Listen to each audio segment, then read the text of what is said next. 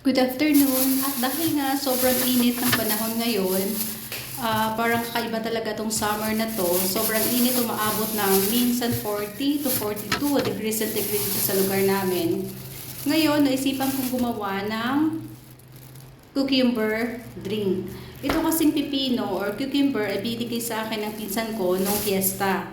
So, ito, nakagawa na ako ng cocktail drink nito nung isang araw. Pero ngayon is gagawa naman ako ng cucumber drink. Madali lang siyang gawin actually. Una nga ay kailangan hugasang maayos ang pipino. Tapos, syempre kailangan balatan. Kailangan balatan siya, tanggalin lahat ng balat bago natin hiwain at ilagay sa blender. Ang ginamit kong pipino is 2 piraso lang dahil malalaki naman tong mga pipino at mahahaba siya.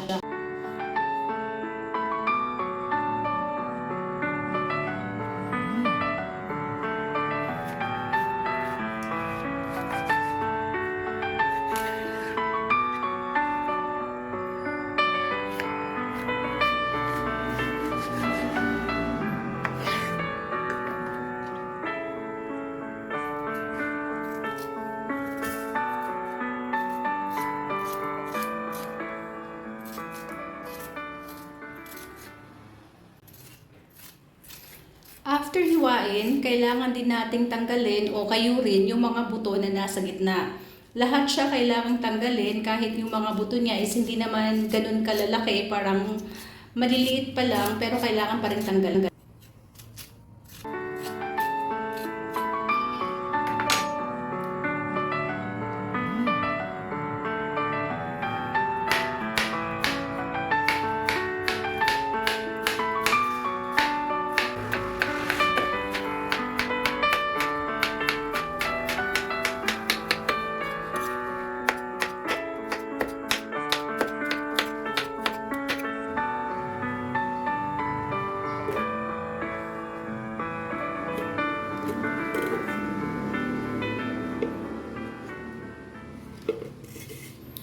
So after nang hiwain ng maliliit yung mga pipino, kailangan na natin siyang ilagay sa blender. And then, after mong ilagay, kailangan din natin maglagay ng tubig. Yung tubig is depende na lang kung gaano kadami yung gusto nyo ilagay.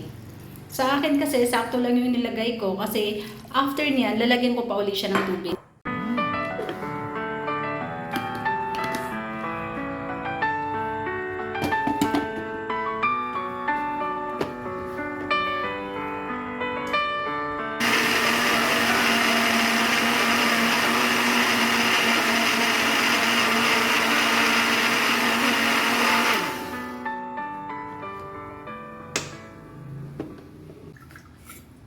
Pagkatapos nga ng 1 hanggang 2 minutong pag-blender, ay kailangan na natin siyang isalang at isala sa lagayan.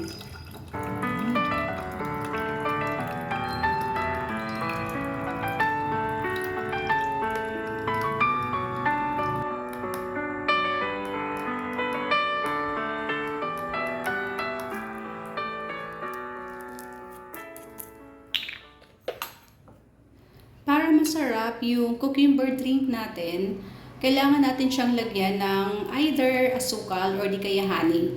Sa part ko, yung nilalagay ko is honey para talagang healthy siya. Tapos, around 2 to 3 tablespoon na honey ang nilalagay ko.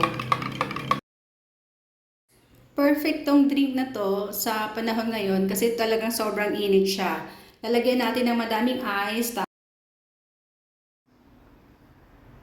So, tapos na ang ating cucumber drink. Ngayon is kailangan ko na siyang i-try kung okay ba yung pagkakagawa ko. Actually, this is not the first time na gumawa ako nito. Every time na meron akong pipino, is ito talaga yung ginagawa ko. At the same time, gumagawa ako ng cocktail drink na pipino. Yung cocktail drink ko naman is nasa mga 2 to 3% alcohol lang siya. So, try natin kung masarap. Pero alam ko masarap siya. Very refreshing siya considering na mainit ang panahon ngayon at napaka-healthy din ng cucumber na to. Thank you guys for watching, and I hope you enjoyed watching, and I will see you in my next vlog.